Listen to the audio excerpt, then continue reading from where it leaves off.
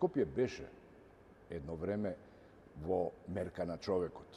Со сигурност можам да потврда и јас сум современик, можеби сум бил и дете или тинејџер или студент. Но како поминува времето, како се менува општеството, општествените сили, да ги наречам, кои што го моделираат градот и ги моделираат активностите, човекомерноста како да ја ставаме некаде адакта. Се повеќе технологијата и инфраструктурата почнува да владее со градот. Тоа не е само случај со Скопје, тоа е случај со многуте градови во светот, да кажам. Така што веќе тешко можеме да кажеме дека Скопје е човекомерен град, затоа што тој подразбира да биде хомоцентрикус, али не е.